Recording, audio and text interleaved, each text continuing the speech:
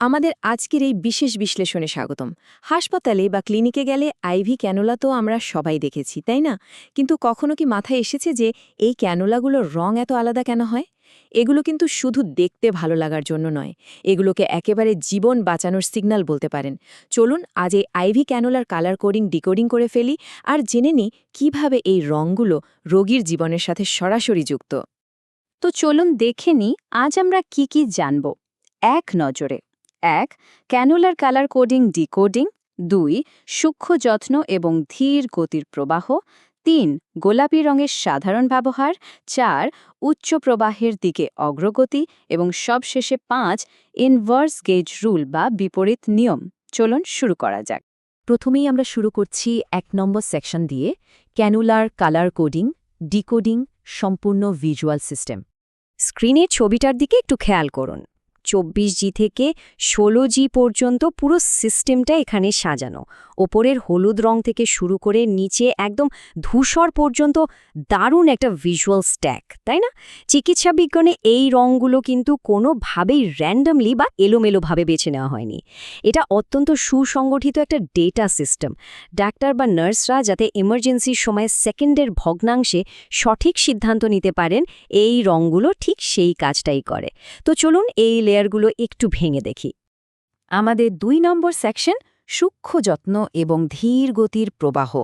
ছোট থেকে শুরু। চিকিৎসা বিজ্ঞানে যে সবসময় স্পিড বা দ্রুতগতির প্রয়োজন হয় তা কিন্তু নয়, অনেক সময় খুব মাপা আর শান্ত পদক্ষেপের দরকার হয়। শুরুতেই আমাদের হাতে আছে ২৪ নম্বরটি, চার্টের একেবারে ওপরে। এটাই আমাদের স্টার্টিং পয়েন্ট। মেডিকেল ভাষায় এটাকে বলা হয় ২৪ গেজ বা 24G। এই ২৪ কেজির ক্যানুলাটা কিন্তু হলুদ রঙের হয়। এর মূল ব্যাপারটা হলো এর ফ্লো রেট বা প্রবাহের হার অত্যন্ত ধীর।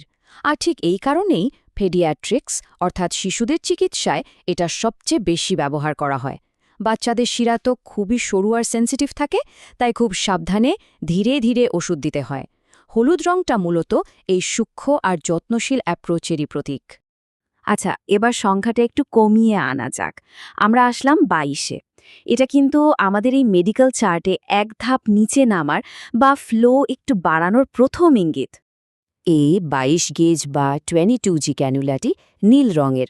হলুদ ক্যানুলার চেয়ে এর ফ্লো রেট একটু বেশি, যেটাকে আমরা ধীর গতির প্রবাহ বা লো ফ্লো বলতে পারি। এই নীল ক্যানুলাটি সাধারণত বয়স্ক রোগীদের জন্য একদম পারফেক্ট। বয়স্ক মানুষদের শিরাও অনেক সময় বেশ ভঙ্গুর হয়ে থাকে, তাই খুব বেশি ফ্লো না দিয়ে এই নীল রঙের ধীর গতির ক্যানুলাটি ব্যবহার করাই তাদের জন্য সবচেয়ে নিরাপদ। এবার আসি আমাদের ৩ নম্বর সেকশনে, গোলাপি রঙের সাধারণ ব্যবহার, মধ্যবর্তী অবস্থা। দৈনন্দিন চিকিৎসার ক্ষেত্রে এই ক্যানুলার ব্যবহারই সবচেয়ে বেশি চোখে পড়ে। ক্রমহ্রাসমান সংখ্যার এই ধারায় ২৪ আর ২২-এর পর আমাদের এবারের সংখ্যা হল ২০। এই 20 গেজ বা 20G ক্যানুলাটি হল গোলাপি রঙের। হাসপাতালের রুটিন চেকআপ বা সাধারণ চিকিৎসার ক্ষেত্রে এটাকে একেবারে স্ট্যান্ডার্ড ধরা হয়।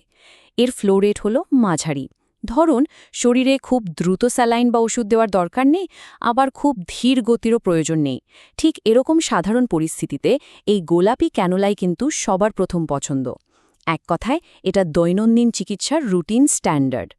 এরপর ৪ নম্বর সেকশন, উচ্চ প্রবাহের দিকে অগ্রগতি, উচ্চ ঝুঁকিপূর্ণ হস্তক্ষেপ। এখন আমাদের আলোচনার গতি একটু বাড়াতে হবে, কারণ আমরা এমন পরিস্থিতিতে ঢুকছি যেখানে প্রতিটা সেকেন্ড অত্যন্ত মূল্যবান। এবার চলে আসলাম ১৮-তে। এখন কিন্তু আমরা বেশ সিরিয়াস পর্যায়ে। এই সংখ্যাটি ফ্লো ক্যাপাসিটির একটা বিশাল লাফ নির্দেশ করছে। ১৮ গেজ বা 18G ক্যানুলাটি হল সবুজ রঙের। এর সবচেয়ে বড় বৈশিষ্ট্যই হল এর হাই ফ্লো বা উচ্চ প্রবাহ। যখন কোনো রোগীর শরীরে খুব দ্রুত রক্ত সঞ্চালন বা ব্লাড ট্রান্সফিউশনের প্রয়োজন হয়, তখন এই সবুজ ক্যানুলাটি কাজে লাগে। রক্ত তো বেশ ঘন একটা তরল, তাই ধীরগতির ক্যানুলাতে এটা দেওয়া খুব কঠিন। ঠিক সেখানেই সবুজ ক্যানুলার এই উচ্চ প্রবাহ একেবারে গেম চেঞ্জার হিসেবে কাজ করে। আর এবার আমরা পৌঁছে গেছি আমাদের লিস্টের একদম শেষ এবং সবচেয়ে ছোট সংখ্যাটিতে, ১৬। এটা কিন্তু আমাদের চার্টের একদম চূড়ান্ত পর্যায় বা চূড়া, যেখানে ইমার্জেন্সি বা ঝুঁকির মাত্রা সবচেয়ে বেশি। এই 16 গেজ বা 16G ক্যানুলাটি ধূসর বা গ্রে রঙের হয়। এটা বিশেষভাবে ট্রমা এবং চরম জরুরি অবস্থার জন্য রাখা হয়। মারাত্মক কোনো দুর্ঘটনার পর রোগীর জীবন যখন সংকটাপন্ন, তখন শরীরে অতি দ্রুত প্রচুর পরিমাণে তরল বা রক্ত দেওয়ার দরকার পড়ে, তাই না? এই ধূসর ক্যানুলার অতি উচ্চ প্রবাহ ঠিক সেই ইমার্জেন্সি ডিম্যান্ড মেটায়। সোজা কথায়, ধূসর ক্যানুলার ব্যবহার মানেই হল পরিস্থিতি অত্যন্ত গুরুত্বপূর্ণ। সবশেষে আমাদের 5 নম্বর সেকশন, ইনভার্স গেজ রুল, ডেটার সমন্বয়। এতক্ষণ আমরা যা জানলাম তার পুরো ডেটার মধ্যে একটা অসাধারণ প্যাটার্ন লুকিয়ে আছে।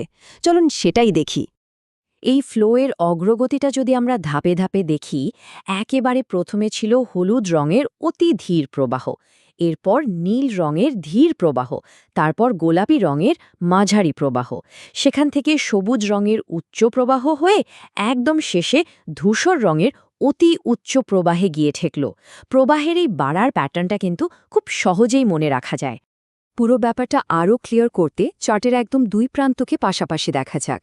একদিকে হলুদ 24G ক্যানুলা, শিশুদের জন্য অতি ধীর প্রবাহ, অন্যদিকে ধূসর 16G ক্যানুলা, ট্রমা রোগীদের জন্য অতি উচ্চ প্রবাহ। এই দুটো পাশাপাশি রাখলেই কিন্তু পুরো সিস্টেমের রেঞ্জ বা পার্থক্যটা চোখের সামনে একদম পরিষ্কার হয়ে যায়, তাই না? এই চমৎকার প্যাটার্নটার কিন্তু একটা নির্দিষ্ট নাম আছে। একে বলা হয় ইনভার্স গেজ রুল বা বিপরীত নিয়ম। নিয়মটা খুব সোজা। গেজ নম্বর যত কমবে, অর্থাৎ 24 থেকে 16 দিকে নামবে, তরলের ফ্লো রেট এবং চিকিৎসার ইমার্জেন্সি ততটাই বাড়বে। আবার উল্টোভাবে নম্বর যত বড় হবে, ফ্লো তত ধীর হবে। এটাই হলো এই কালার কোডিংয়ের মূল ম্যাজিক। এতক্ষণ আমরা যা যা জানলাম তার সব কিছুর একটা দারুণ সামারি বা সারসংক্ষেপ এই টেবিলে আছে। রং, গেজ নম্বর, ফ্লো রেট আর ব্যবহারের ক্ষেত্র সবকিছু এক নজরে। হলুদ থেকে শুরু করে নীল, গোলাপি, সবুজ হয়ে ধূসর পর্যন্ত প্রতিটা ধাপ এখানে স্পষ্ট। শুধু এই ছোট্ট চারটা মনে রাখলেই পুরো সিস্টেমটা একদম হাতের মুঠোয় চলে আসবে। এই ডেটাগুলো এখন আর এলোমেলো কোনো ইনফরমেশন নয়, বরং একদম সলিড নলেজ। এই অসাধারণ ব্যাপারগুলো জানার পর একটা ছোট্ট কৌতূহলী প্রশ্ন দিয়ে আজকের এই বিশ্লেষণ শেষ করতে চাই। এরপর কখনো হাসপাতালে মেডিকেল টিমকে রোগীর হাতে নির্দিষ্ট কোনো রঙের ক্যানুলা ব্যবহার করতে দেখলে শুধু ওই রঙটা দেখেই কি রোগীর অবস্থা কতটা ইমার্জেন্সি সেটা তাৎক্ষণিকভাবে বলে দেওয়া যাবে? একেবারে যাবে। আর এটাই হলো এই ভিজুয়াল জ্ঞানটার আসল শক্তি। আজকের এই আয়োজনে সাথে থাকার জন্য অসংখ্য ধন্যবাদ। আশা করি চারপাশের এমন ছোট্ট ছোট্ট বিষয়গুলোর পেছনের বড় বিজ্ঞানগুলো আমাদের কৌতূহলকে এভাবেই বারবার জাগিয়ে তুলবে।